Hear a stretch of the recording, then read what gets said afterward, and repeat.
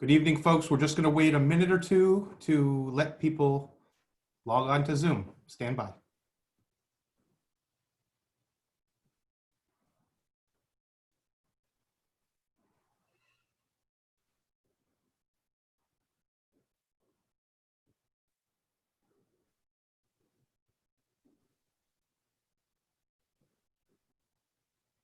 Okay, let's begin.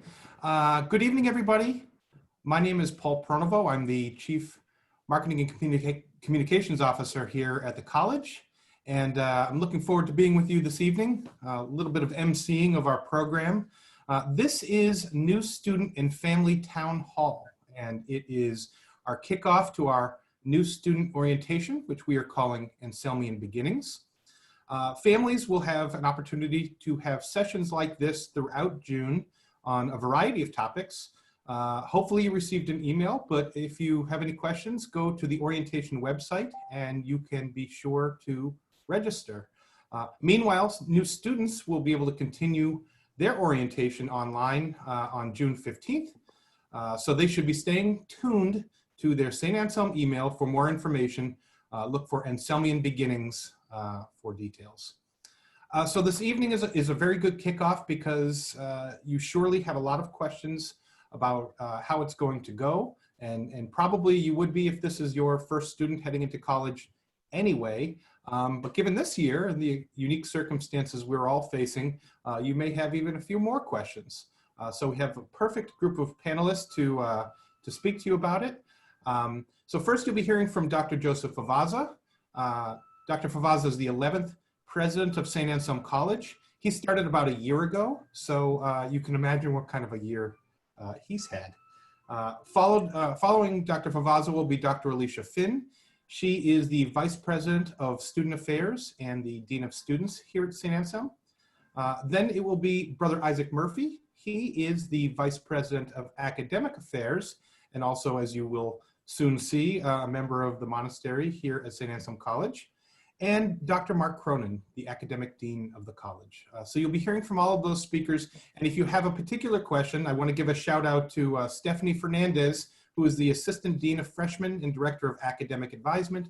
And she is the woman behind the curtain, the one who's been putting together the new student orientation. So well done, Stephanie. And if you have any questions particular for her, I'm sure we can get her to be the voice behind the scenes. So thank you all. Just how the program's going to go. Each person is going to introduce themselves, talk a little bit, and once we conclude that, we will be taking questions from you. So the way to do questions is there is a Q&A function at the bottom of your screen. Use the Q&A function. Please don't use the chat. It's hard for us to keep track of both. But if you enter a question into the Q&A, we'll be sure to answer it. So with that, we will get started. And I would like to welcome Dr. Favazza. Good evening, everyone. First of all, congratulations on being accepted and selecting Saint Anselm College. We are very excited that you made that decision. And of course, as you probably know, we can't wait to welcome you back on campus to get you settled and have you begin this very, very transformative experience of college at Saint Anselm.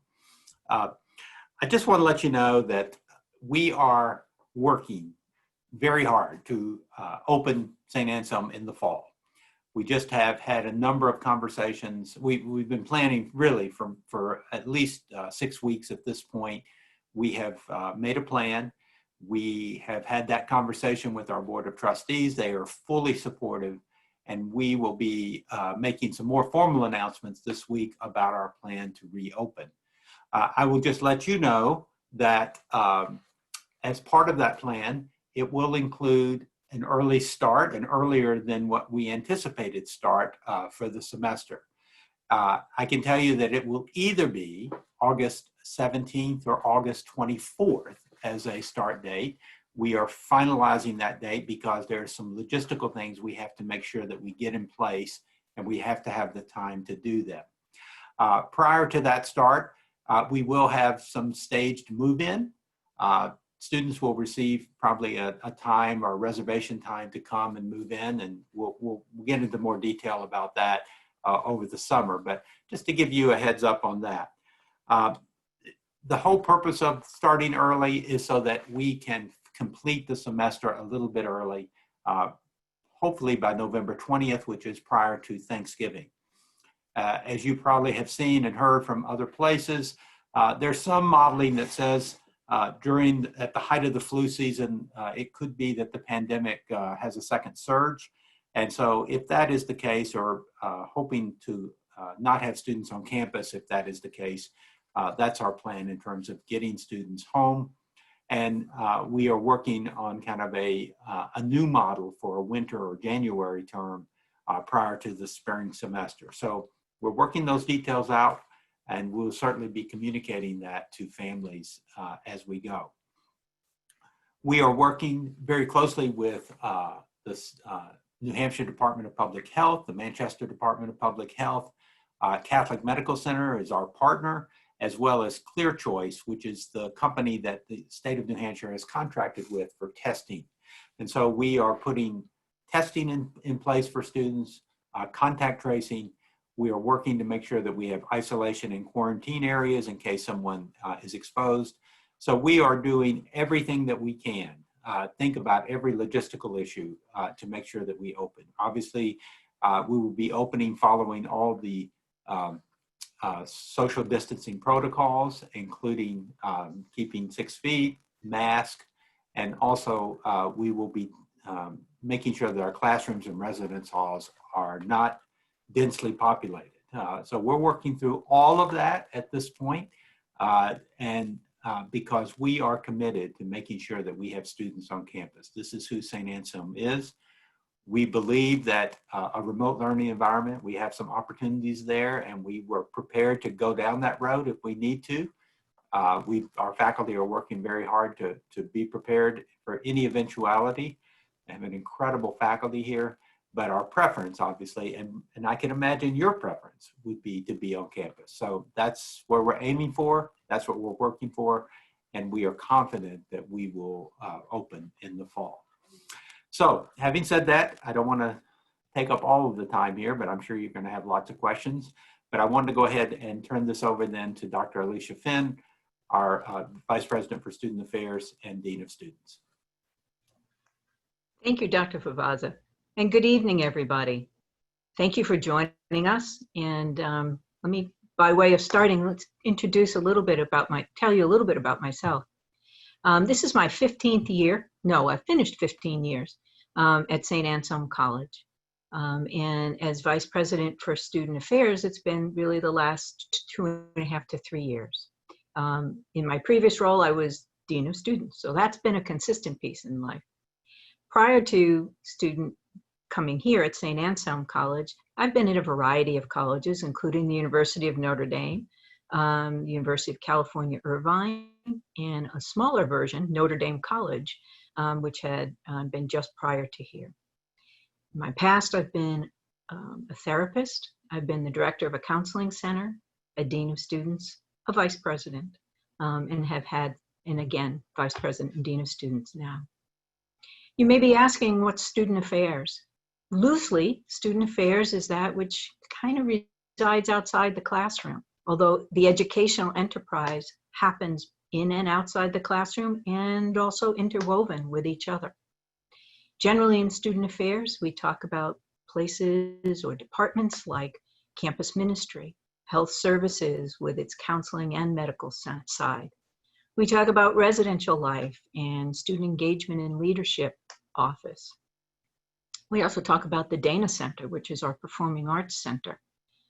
Campus safety and security is a part of that. The Intercultural Center, also a part of that. And so together with our academic colleagues, we form your education and your process of experiences. Now, I got to tell you, for one, I have the best job on campus. I get to interact with students, and I get to be part of this phenomenal group of colleagues that are here and devoted to having you come and learn and have the most positive college experience possible. As Dr. Favazza said, we are getting ready. You know, some days I talk about a to-do list. If you really want to know, this is my to-do list to get ready for you to come. It's actually a world record holder for me. It's the longest one I've ever seen or produced. But you know what? We'll get through it and we'll be ready for when you come, because I really want to meet you. And I want you to have the experience of what I've seen in 15 years, which is an extraordinary group of graduates who go on to do immense things in this world. And selfishly, they stay in touch. We get to visit back on the hilltop with them time and time again. Well, we could go on, and I could go on gushing about Anselmians because it's easy to do. But for now, I'm going to turn you over to Brother Isaac, who is our Vice President for Academic Affairs and a dear colleague. And then we'll catch up with you later at questions and answers. Brother Isaac. Thank you so much, Dr. Finn. I'm Brother Isaac. I'm a Benedictine monk of Saint Anselm Abbey, which is the monasteries here on campus. And I've been a member of that community since 1991. I started working full-time at Saint Anselm College in 2001, and I've done a variety of roles here at the college, including teaching in my field, which is political science. And since 2013, I've been the Vice President for Academic Affairs, which essentially means that I am responsible for everything that bears an academic credit at the college. So that's a way of distinguishing academic affairs and student affairs. They're both related, obviously, to students as a central piece.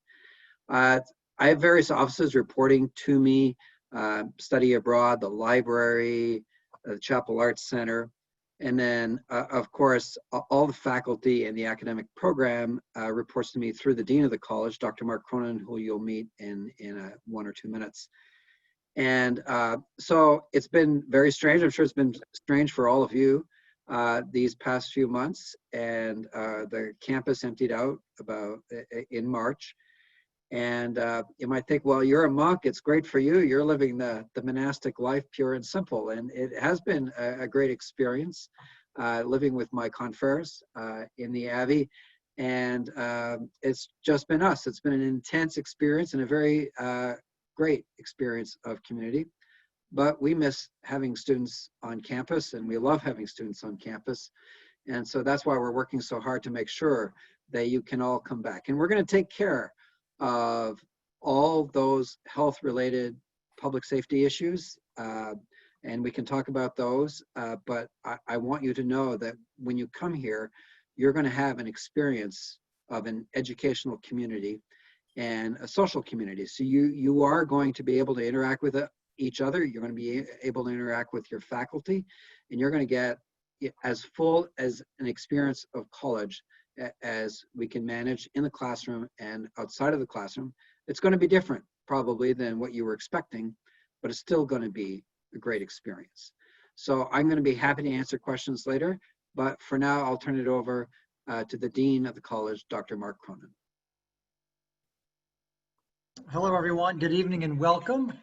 I hope you can hear me okay. I will say I'm having a quintessential Zoom experience, which is my internet seems to be coming in and out a bit. So bear with me or let me know if I'm not being heard. So I just concluded my 27th year at the college, and in that time, I've served, like others, in a variety of roles, from being the Director of Academic Advisement, the Director of the Honors Program, in charge of Study Abroad, Assistant Dean of the College, Associate Dean, and now Dean of the College since 2013. I've taught in the English department, and I'm happy to report that I'll be teaching a Conversatio section, which is a first-year seminar course for freshmen, in the fall. Just briefly, what does the Dean of the College do? So the Dean's office is responsible for academic programs, the curriculum, academic policies at the college, and I work with 3 other academic deans who all work with a specific class, meaning, you know, a freshman class dean, a sophomore class dean, a junior class dean, and I work with seniors on any issue related to academics. I also work very closely with the faculty on these same issues, the curriculum, academic policies, and the like. And as Dr. Favazza has already said, we've done a lot of work over the last year in the transition because of the pandemic to remote instruction and getting ready for the fall semester. And to be honest, the fall semester is going to look different than it has in the past, whether that includes spacing in the classroom, the way we deliver some lectures, and the like, but we still want to preserve how we interact with our students. And we always say we're sort of a high-touch community. We're very student-centered, and we want to be able to serve our students on an individual one-on-one basis. So I know people have lots of questions. I'll just go right back to Paul so we can start the question part of the session. Thank you. Okay, thank you, Dr. Cronin. And just as a reminder, folks, if you do have questions, use the Q&A function at the bottom of your screen. I'm sure if some of you were on during our admitted student town hall, this certainly is a similar program, but I would imagine some of your questions may be different based on how things have changed. And just a reminder, it was kind of funny, I was looking at the calendar and we're about halfway between where we made the decision to move to remote instruction in the spring and then where we will be when we reopen. So we've just moved to the back nine, probably teeing off on 11. So anyway, questions, let's see. The first one is, let's see. And Dr. Finn, this will come to you. Will the social distancing protocols affect housing? Will there be enough housing for students if this is the case? Sure. Happy to take that. There will be some social distancing protocols in the halls. Really, the physical distancing comes in when we're talking about lounge areas or things of that nature that are the kind of more common areas of the hall. In terms of the number of students that we will have on campus, there will be some decrease in density, and we're looking at some options right now, but those will not affect first-year students. You will have the experience of a roommate, and you will have the experience of being together. And we will take all the other issues and health needs into account when we do that. So physical distancing, yes, but not within your rooms. Within your rooms, you'll certainly have the space you need, but you may not have all the other protocols, such as masks and those kinds of things at that point. Thank you, Dr. Finn. And interestingly, we're seeing a number of questions that are hitting the same theme. So I see roommates coming up a couple times. If Dr. Finn answered it, great, we won't repeat. But if you feel that your question wasn't answered and you're not hearing it getting answered, feel free to enter it back in. But just in the interest of time, because we often get a lot of questions, I'm going to try to eliminate ones that may have already been addressed. But this one has not been addressed. And Dr. Favazza, I'll bring this to you. Reopen in the fall is great news. Will St. A's NCAA sports teams play in the upcoming year? Thanks for the question. It's a great question. So we are working very closely with the NCAA as well as with our own conference, the Northeast 10, to determine next steps with regard to fall sports. I had a meeting 2 weeks ago with all the presidents of our NE10 schools, and I have another meeting this week. The NCAA has laid out a three-phase approach to re-socializing athletes in the fall. We are looking at that. It's complicated because of the restrictions around social distancing. However, we are trying to take as much guidance as we can with regard to from the NCAA and to work closely to follow their guidelines. It may be, if we do have fall sports, there may be some adjustments to the season. There may be some adjustments for travel. There'll be some other things that we'll have to take into consideration. But I just want to let you know that we're working on it. And I think probably it will be closer to the end of June before we know for sure where we stand with regard to fall sports. Okay, Dr. Favazza, this one also for you. If there are little or no cases of COVID-19 in New Hampshire and New England, will you loosen up some of the restrictions that you have planned?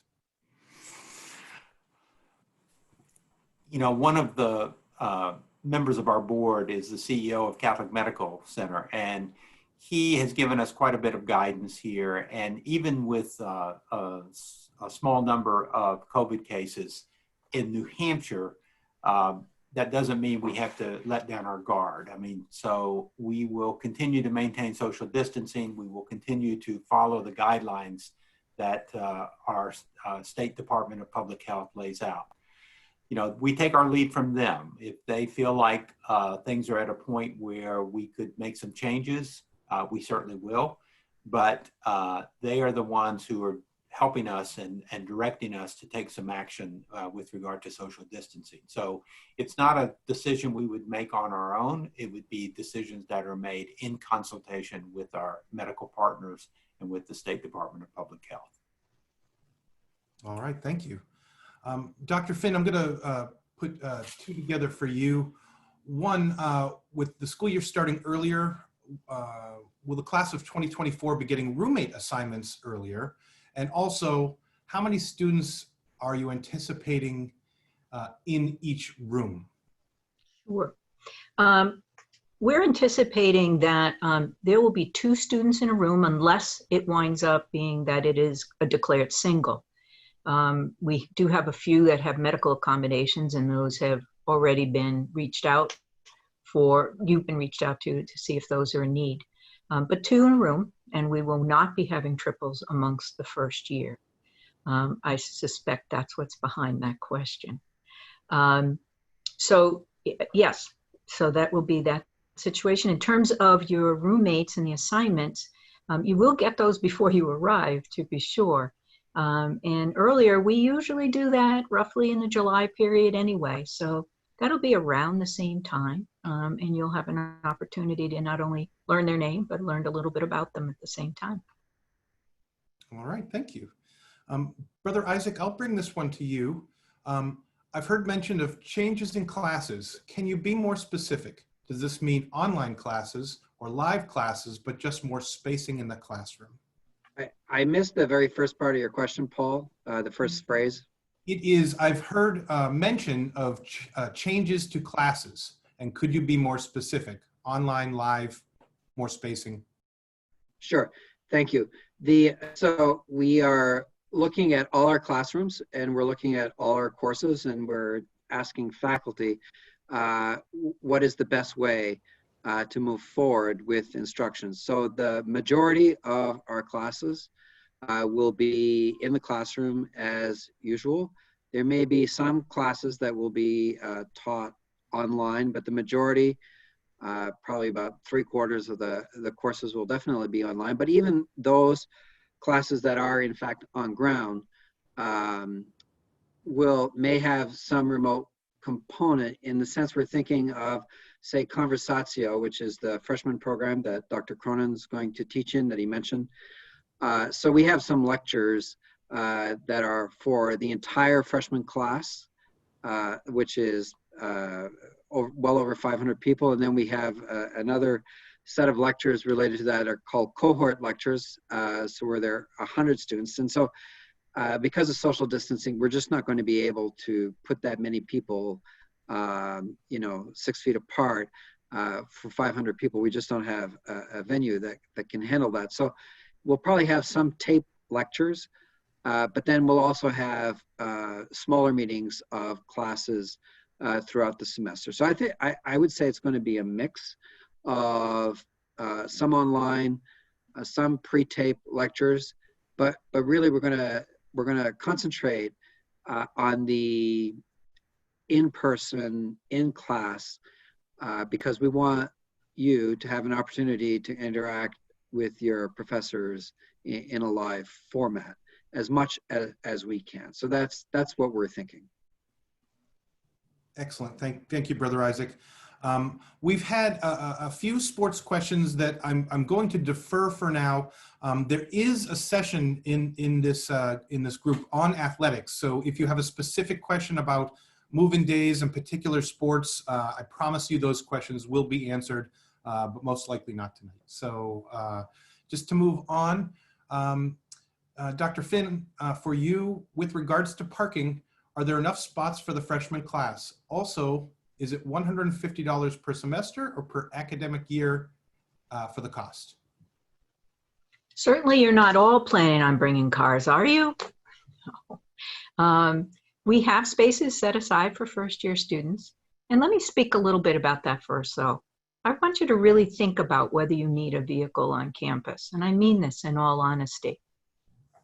There's a lot that happens on campus, and there's much of what you need is right here. The need for a car is probably fairly minimal, and your family has to make that decision to be sure. But moving on and off campus back and forth is something that we're going to ask you to really minimize next year.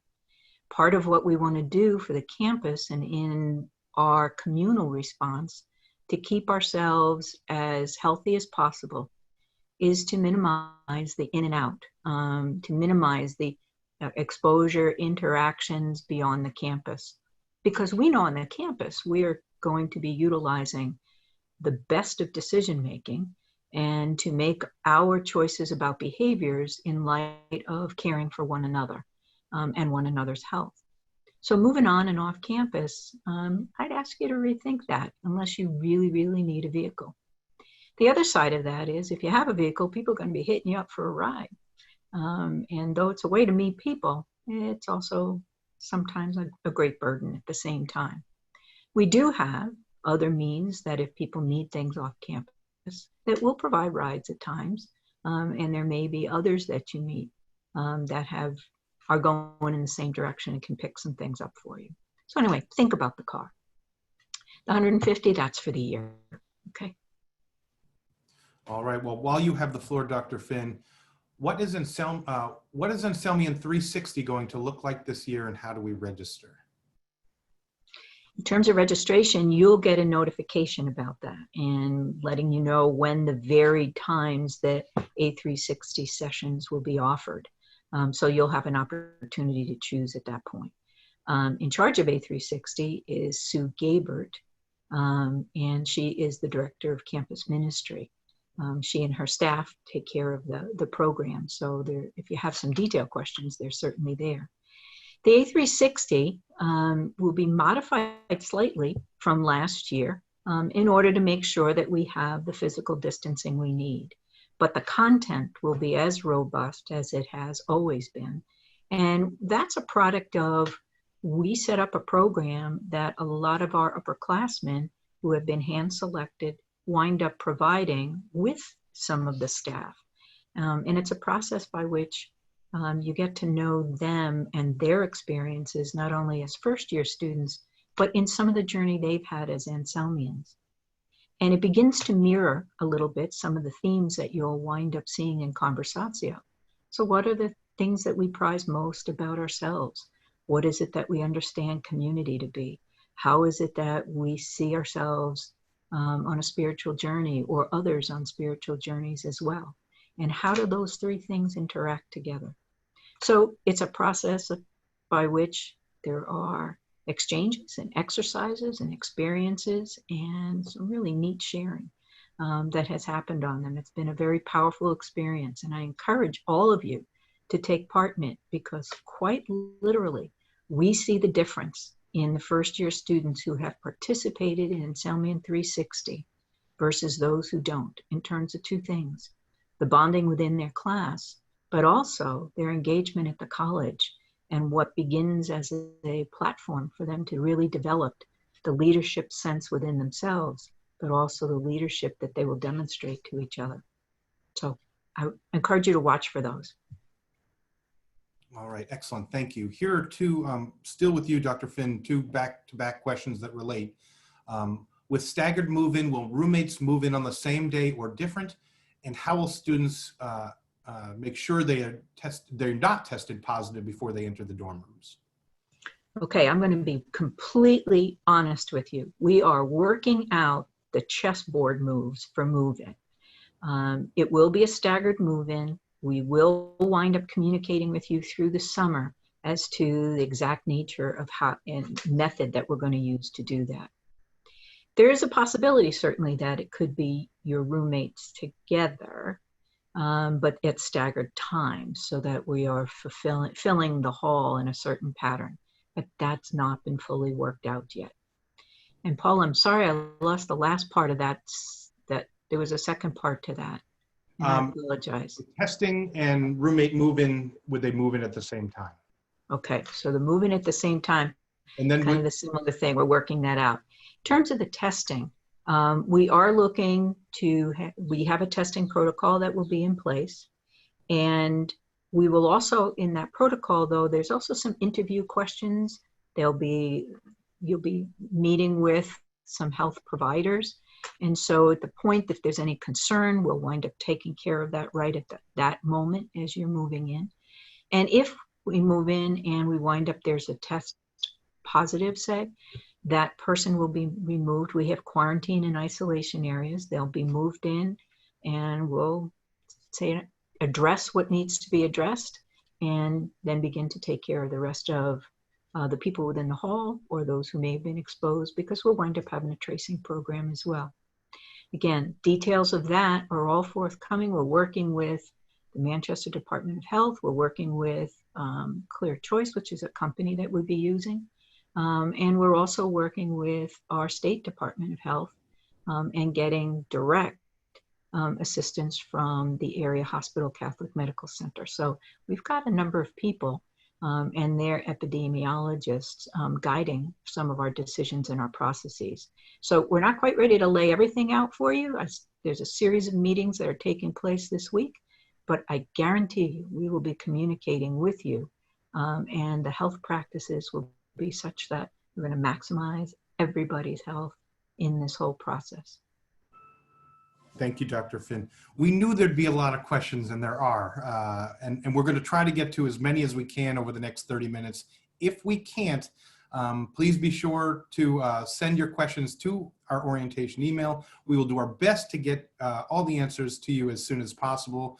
And thank you for being so engaged. Not surprising for families of the class of 2024. Dr. Favazza, a couple questions coming your way. How big is our class going to be, and is it smaller compared to other classes? That's number one. And when will the decision be made to start a start date on the school year? Great questions. The start date, we hope to make a decision within the next week for sure. So we will be getting something out to everyone. We're just needing to tie up some loose ends and make sure that we have everything in place. The size of the class, so right now we're looking at about somewhere between 530 or so. It's a little bigger actually than last year's class and a little smaller than 2 years ago. So you're going to be, what's the Goldilocks story? Not too big, not too small, just right. That's what you're going to be. So really happy that you're coming. Terrific. This is actually, it really could be a jump ball to several of our panelists, but Dr. Cronin, I'll send it your way because it references tutoring among other things. Are all student services going to continue to be available? So the student services are continuing to be available. So things like the Academic Resource Center, which has tutors, the Amelia Center, which does service learning and community engagement, the advising system. I'm sure Dr. Finn can speak to the student services side of that side of the house. Everyone is ready to go. Again, there might be some changes to how we do things, and we're planning to do that. All right, excellent. Dr. Finn, a couple for you. Well, I'll bundle them together because they both relate to dining. What does that look like? Will people be dining in the dining facilities? Will they be getting takeout? What are your thoughts on how that will look at this point? They're examining a number of things within the dining hall. Certainly there'll be the physical distancing. And so we've been looking at capacity of the dining hall. We've been looking at several different options about whether it's rotating people through and have the opportunities and experiences of being in the dining hall together at the right distance. We will have more takeout or to-go orders than we have ever had before. We're looking into software to manage all of that. And even though you say, well, we have to eat in our room, one of the nice things about coming back early is we'll have a longer period of nice weather. So you could be dining under the stars or dining outside with newly made friends. But we will have an experience of both. I really don't want to lead you astray in any of that. Certainly, if there is an opportunity and things lessen and we're able to utilize and put more students in, we will. But at this juncture, we're planning for that distance and planning for methodologies that will allow perhaps assigned seating even, or assigned times rather, assigned times where people can kind of come through and have that dining experience with a group. It may not yet return to the times, and there are some who come in and linger for the 2.5 hours over a long couple of cups of teas or whatever together. But we will get as many of you through and have the dining experience as possible so that it's not always relegated to your room. And certainly there's the rest of campus to move about. And keeping you on the hot seat again, Dr. Finn, thank you so much for this. If the first semester is going to begin early, what would the timeline look for orientation and move-in? Well, the way the sequencing goes, if we work backwards, when classes begin, we're going to orient you first, and then we'll have you move in even before that. The exact timelines on that are, again, being worked out, and we have to factor in the testing piece too, so that takes a little more puts a little more spin on things. I'm not going to speak for Dean Fernandez, who is really working out that orientation piece, parts of which you're beginning to get a flavor of the first part of it through these virtual experiences. But we're modifying things as things evolve. There's so much about this that changes day to day, not just in what our logistics are, but literally in what we're finding out about this virus and about what the state is doing or asking us to do or not do. So we're making the best plans we can, and we certainly will get all of your experiences in, but we want to make sure that we're giving you accurate information as we evolve. So your communication is going to be ongoing from us, but it'll be a little bit further down the road before we can get any more definitive just at this juncture. All right, thank you. Brother Isaac, coming to you, what is Conversatio going to look like this fall? And then I'm going to have another question for you, but we'll start with that. Yeah, so Conversatio is the common freshman learning experience, a 2-semester course, and it's has lectures, as I mentioned earlier, and then seminars. So the content of Conversatio will remain the same, but some of the lectures most likely would be delivered remotely, live, or videotaped ahead of time, and then you can listen to them in your dorm room or wherever on campus you would like to. But the seminars, which are the backbone of Conversatio, will still take place. And we're going to figure out how to make the classroom dynamics work. It may be that you're not always meeting as a full group of, say, 16, 17, or 18 students in a class, but at times you will. So I think, and maybe if you're here in August and it's a beautiful day outside, maybe your first few seminars will in fact take place on the quad. Which I know some faculty like to do, and I know a lot of students like to do. You can work on your tan while you're reading Plato. So Conversatio, the content will be the same as every year, but we'll make some modifications to the delivery, but the backbone of it, the seminar, will remain in place. Thank you. And just, Brother Isaac, to clarify, you had mentioned something about 3/4 of classes. 3/4 of classes will be on the ground and the remaining will be online. Is that correct? I just want to be sure I have it right. Yes, I was scrolling, trying to get a sense of the upcoming questions in the Q&A, and I saw a couple of people saying 3/4 of the courses would be online. So I hope that's not what I said, but maybe I did, since a couple of people picked up on it. 1/4 of the courses, that's what we're aiming for. 1/4 of the courses would be taught online, and then 3/4 of the courses would be on ground. But the caveat I had made, or thought I was making, was that there might be some components of those on-ground courses that would have, a videotaped element or some remote element. But we want to privilege, the majority of your classes are going to be in person with a faculty member in class. Thank you. Good programming note. Dr. Finn, a couple questions about club sports that essentially amount to, will there be club sports this fall? So on a previous Zoom that we were on today, I heard the director of athletics indicate that we're kind of just beginning to drill down on that. We're waiting for some NCAA guidelines to come down, and their cleaning protocols and their practices would be very important and certainly inform club sports and what will be happening this coming year. Those club sports we're hoping will be able to exist in some modified way because it's a very important part. We have a very physically active student body. And if the NCAA sports are going to continue on, then we're hoping there'll be some sort of element that we'll be able to preserve for club sports and intramurals.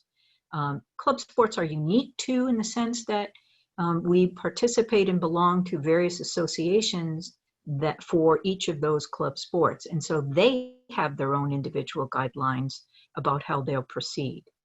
Again, we're going to make those decisions absolutely with the balance of certainly health first, but also knowing we want to have some of the experiences where we can have those. So again, more to come on that, because the NCAA guide will certainly assist us in this area as well. And while you have the floor, Dr. Finn, how about other clubs besides sports? Definitely, we will have the other clubs, and we have a robust offering of clubs. We've got about 60 different clubs on campus. They will go forward, and they will go forward in perhaps some modified ways, but many of our many of our clubs and organizations are goodly sized, but they're not so mammoth that we won't be able to accommodate those and find some spaces and times for that. Some of them will also involve some remote experiences for students who may be unable to join us for a period of time, or who have decided they don't want to be on site for any given reason, that will wind up utilizing some virtual opportunities within that. So everybody's sitting out now kind of reimagining. When I walk down to student engagement these days, or periodically, because we're not all in at the same time, but when we're Zooming, or I drop in when one of them is there, we give a wave through the glass. It's sort of like watching the Imagineers over in Disney, kind of thinking, all right, how do we wind up doing this one? But they're really working to make sure that those experiences happen for you, and that the importance of those social exchanges here to the campus, as well as the opportunity for you to be engaged and help form and run those clubs and organizations. We relied very much on students to make sure that happens for the betterment of your experiences. Two other housing questions, Dr. Finn. We know you don't normally allow freshmen to choose their roommates, but given everything going on, would that be a consideration this fall? And you said no triples, but what about quads? Okay, so there's an old phrase that out of crisis comes opportunities, and it sounds like our individual who was looking to say, can I choose my own roommate, is trying to grab at the opportunity. Here at the college, we wind up sending out a survey to you, a roommate survey. And I ask you to honestly fill that out, because we have had tremendous success with that survey for pairing people, and some roommates who become certainly many lifelong friends. Even back in the days when there were triples, many of them went on to choose to have triples their second year because they didn't want to break things up. So I asked for a little bit for you. Please trust us with that. We've had a really good track record. And if you insist, you can certainly make the request. to res life when the time comes for that. All right. This one's a jump ball because I'm not sure who would answer it, but will incoming students receive Microsoft 365 and license? And if so, when? I'm getting a lot of nodding heads. One from our CIO, Steve McDevitt, who is behind the curtain here, and Stephanie Fernandez. So we'll leave it at that. I don't know if I can answer the when by their nodding heads, but maybe if they clap twice, we'll figure that out. But yes, you will. So stand by for that. Dr. Favazza, I'll bring this tougher one to you. Can I defer my enrollment? Yes, you can defer your enrollment. I would ask that you be in touch with our admission office to discuss that. Obviously we would prefer you to have a conversation with us, and if you have good reasons to do that, certainly we'd want to work with you and would want to respect that. We certainly had students in the past do that. I will tell you that even though there's been a lot of press right now about students deferring enrollment, we have not seen that at all at St. Anselm. So, but if we have a student, if you're thinking about that, please have a conversation with our admission office and they would be happy to work with you. Okay, terrific. Let's see. Dr. Finn, a couple for you. Let's see. How do you match students to share a room, and do you have substance-free dorms? I mentioned that survey. We utilize the responses to that for matching roommates. And as I said, we've got a good track record. The other component of that, let's see. Wind up repeating that one more time for me? Sure. How do you go through the process of matching students, which we answered about the survey, and also do you have substance-free dorms? Oh, I'm sorry. The substance-free dorm, I wound up thinking about something else, so forgive me. The substance-free dorms we do have, yes. And that will be on that survey for you to answer whether or not that's something you're interested in, as well as it explains exactly what it means, because there's a variety of substances, including tobacco. Excellent. Let's see. Will Parents Weekend go forward live? And is it still the weekend of October 2nd, 3rd, and 4th? Dr. Finn, I suppose this comes to you, although probably many of you all know the answer to that. That's under reimagination right now. So we'll have to get back to you on the details of that. We wouldn't go changing the dates on you, but we will get you some more information about what it will look like. All right.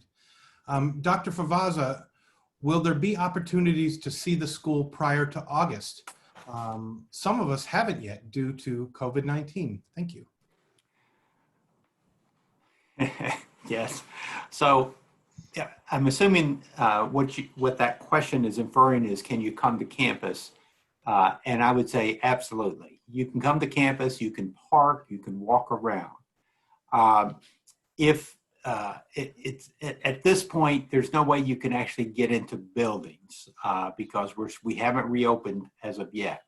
Now, the governor of New Hampshire, his stay-at-home order expires on June 15th, I believe, and we will begin to slowly reopen parts of the campus. So, but you absolutely can come to campus. You can walk around and experience the beauty of the campus, which is really beautiful right now. Terrific.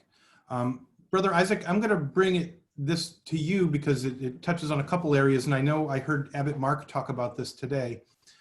What activities are going to continue to be offered in the fall semester, and will the chapel be open for masses at all in the fall? Well, we're going to have a full range of activities on campus, but whether they're all as fully attended in person is the question that we don't know the answer to. So we want to schedule and program things that are going to educate you, and things that are going to entertain you, and things that are going to move you. So the one that did, you mentioned about the Mass. So right now, we have Mass, and some of you may have seen, we live stream the daily Mass 8:30, but the doors to the Abbey Church are locked. So the only people at Mass are the 21 members of the monastic community. And I expect that that will continue through the summer. But when the students return, we do have a venue, the Abbey Church, that can handle 1,200 people. So, which is only those biggest masses of the year. So we won't be able to have 1,200 people, but the bishop locally is allowing, and the governor, 40% attendance in the churches. And a daily mass is 30, or on a good day would be 30 students and faculty. So I suspect the Abbey Church will be open for daily mass for faculty, staff, and students of Saint Anselm College. Probably not to the outside community, but that decision has not been made. But we will be happy to welcome students to mass in the fall. Thank you. Dr. Favazza, this one for you. Will we still have the banquet where we raise the class banner? Now, of course, the class of 2020's banner didn't go down yet, so I don't know if there's room in the rafters, but it's a good question nonetheless. We absolutely will. The question is, we're not quite sure when or how, but we will definitely do it. And, we'll figure it out, even if it's at first virtual and maybe later online. I mean, live, but we definitely are going to have a celebration for that. Terrific. Dean Cronin, will finals be completed by Thanksgiving, or will they be taken remotely at the end of November? And right now, with the calendars we're looking at, as Dr. Favazza indicated earlier, the students would go home on Friday, November 20th. They'd have the week of Thanksgiving off, and there might be some, depending on the calendar, a couple of days of cleanup, and then finals would be held remotely, probably in the first week of December. So that's the plan for now.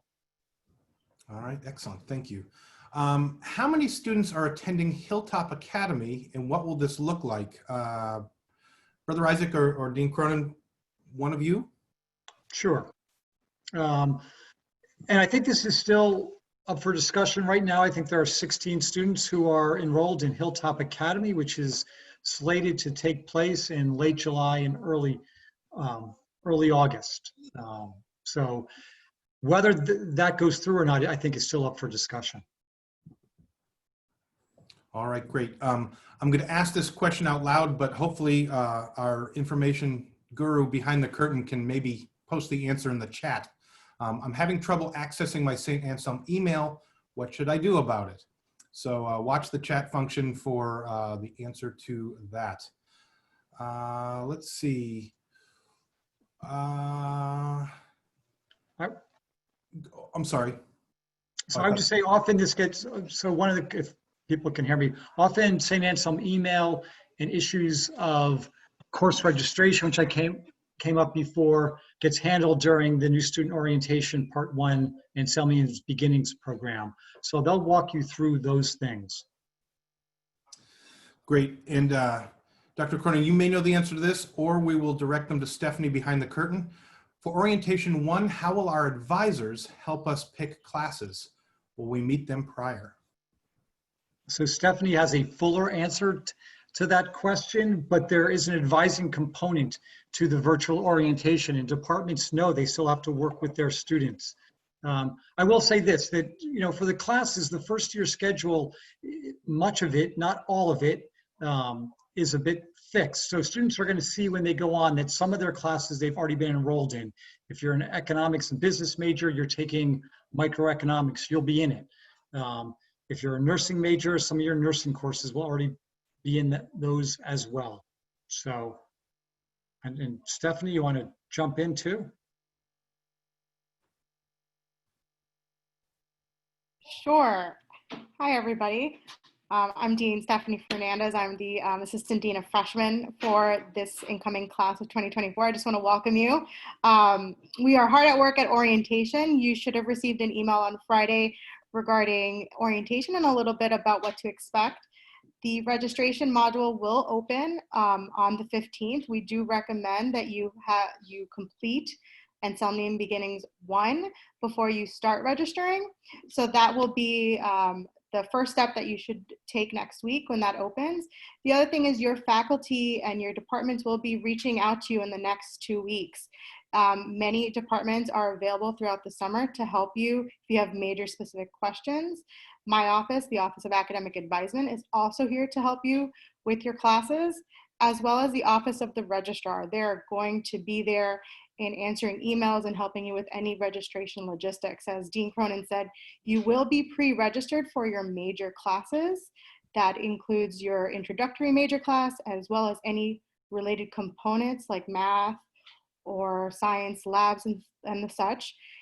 Also, you might be pre-registered for English 105 if that's recommended by your department.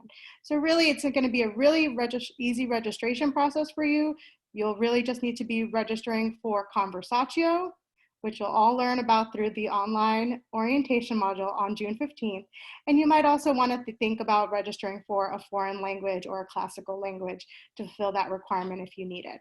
So don't worry, all this will be up and ready for you to absorb come June 15th. But if you have any questions, please feel free to reach out to my office.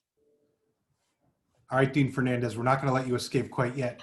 Can you tell me about laptops? Are they required? Is there required technology, or is there a preferred technology or brand such as Apple?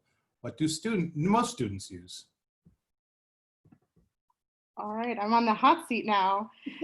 Yes, we do recommend that you bring a computer to campus.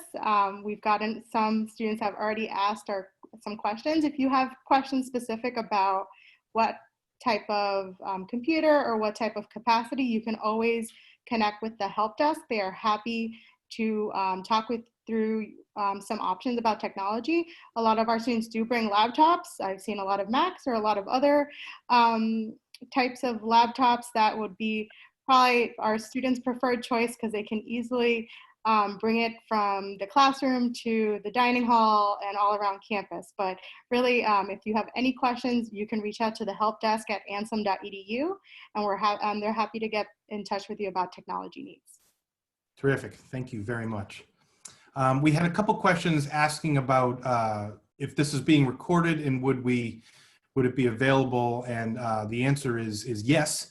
It is being recorded, and yes, it will be available. I believe it will be posted on the orientation website, and if not, yeah, I'm getting a nod from Stephanie, so yes. So that's where you'll be able to find it, and I'm sure all the subsequent sessions that happen will happen there as well. So stand by for that. Dean Finn, coming back to you because we had a couple questions related to this. Will masks be mandatory throughout the day? We are going to ask that people wear masks, yes, as you move about in the public areas of the campus. And, well, I got to tell you, I just got my 2 new ones. And I think it's a chance for you to make your fashion statements. And I'm in the hunt if anybody finds one for a New York Mets mask. So I'll be sporting mine. I challenge you to get flashier or more unique. And I think we'll enjoy and we'll have some fun.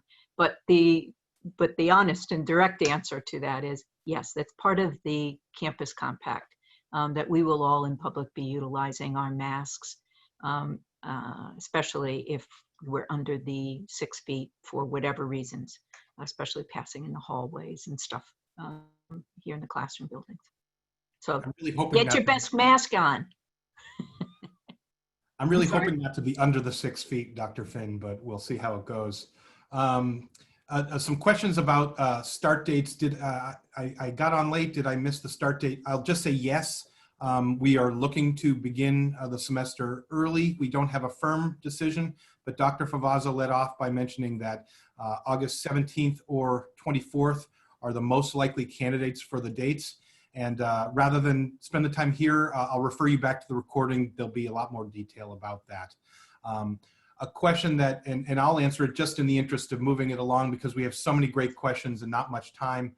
Did you say anything about the winter term? And the answer to that is no, but more information will be coming soon about that. So just to move on, let's see.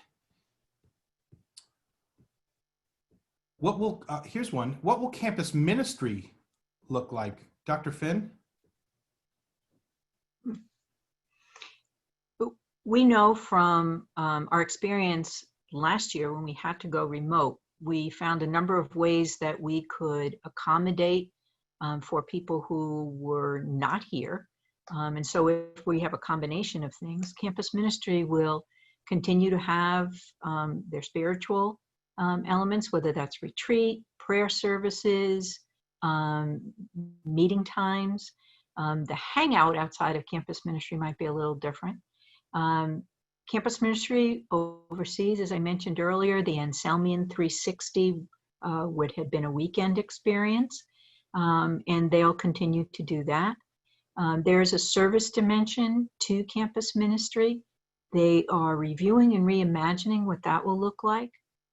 Campus ministry is also involved in our Road for Hope walk, which you as first-year students wouldn't be engaged in because that'll be for later. But that's a walk that some of the upperclassmen do from Maine back to here, and it's got a long-standing tradition to it about a service dimension, and so we're modifying that.